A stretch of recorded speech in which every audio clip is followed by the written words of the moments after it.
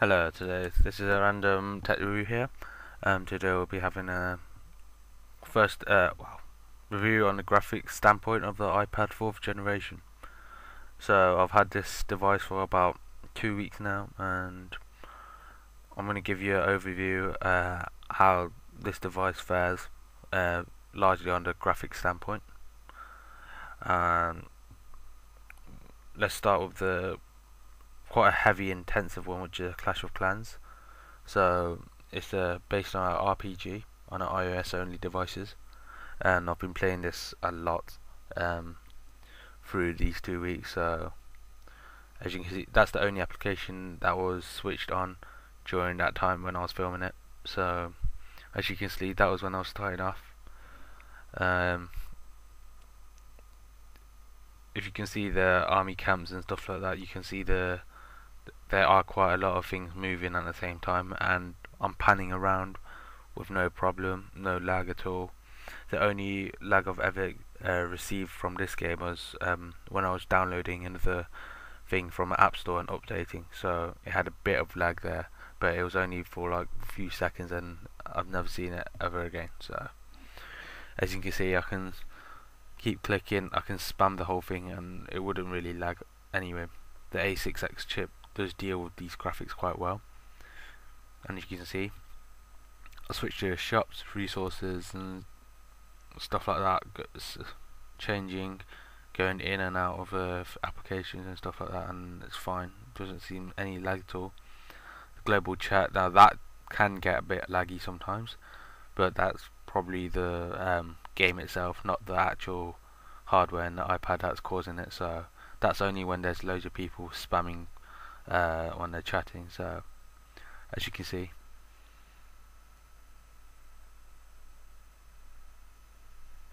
so right now you can see the scrolling is it's not bad at all for a game that's quite graphics intensive.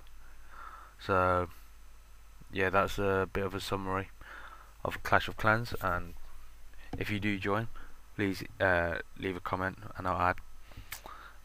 For the next test, we'll do Cut the Rope. Obviously, we've seen Lock and Gnome do it himself on a Windows Surface RT.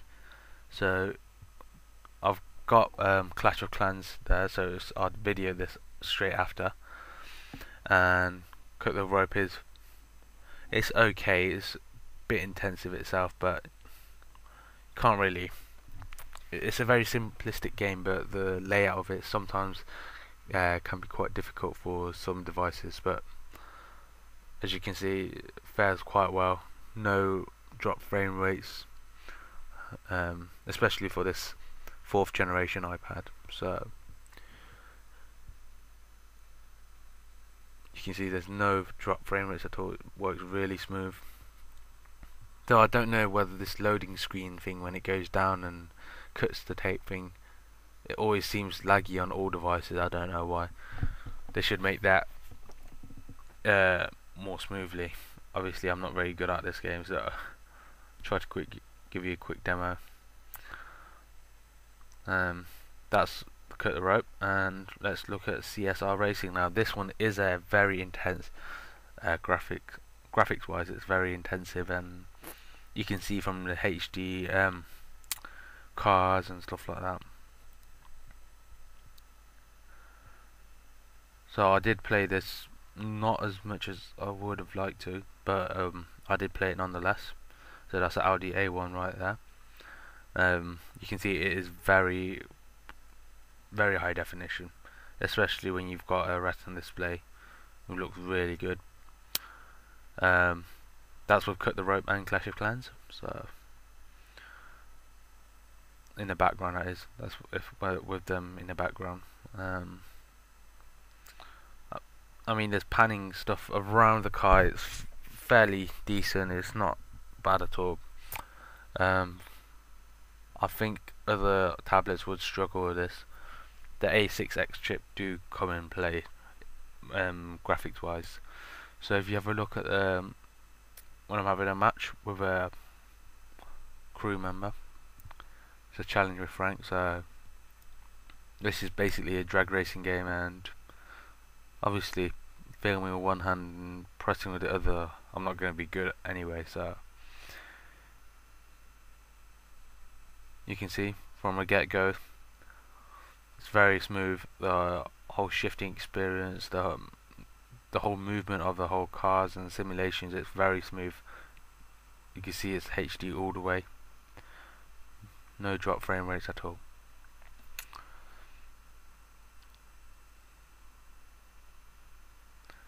Now, if we go on Safari and I go on YouTube, we can check. I won't click on the YouTube videos because I think we've all seen enough, but I'll just show you a bit of scrolling on YouTube. This is TLD today's channel, so he's got quite a lot of videos there, but you can see, very smooth. Now if we move on to a Wi-Fi connectivity test. Now this one is really relative and depending on where you live. Since I live in the UK, our Wi-Fi speeds aren't going to be as, our downloads and uploads aren't going to be as fast as those in America and so on. So what I'm getting on average is about 18-ish, 17, 18-ish.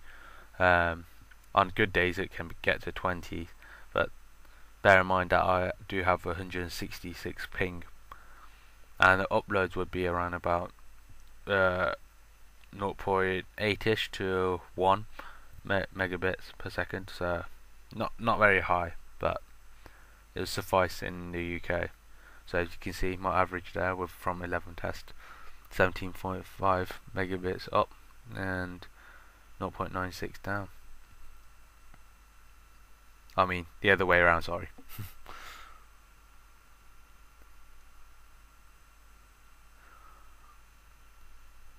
You can see that's my list of all my history. Obviously I've only had the thing for about 2 weeks, so haven't had a fair test, only 11 test shows, but as you can see it largely is alright. Sometimes on bad days it can get to 6.9 if the bandwidth's heavy and stuff like that.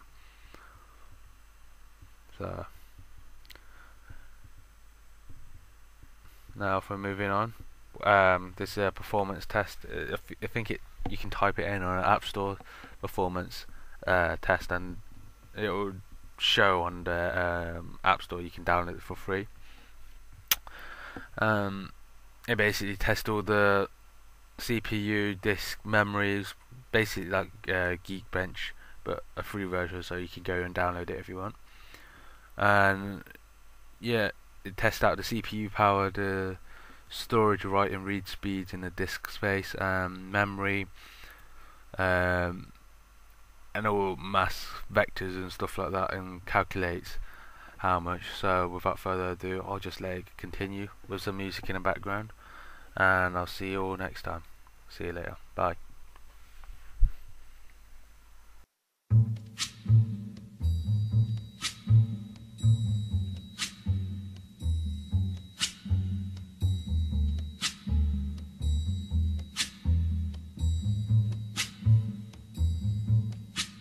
When the night has come and the land is dark and the moon is the only light we'll see, no, I won't be afraid. Oh, I won't be afraid, just as long as you stand by me. So darling, darling, stand by me. Oh, stand by me. Oh, stand by me. Stand by me. If the sky that we look upon should tumble and fall, or the mountain should crumble, see, I won't cry,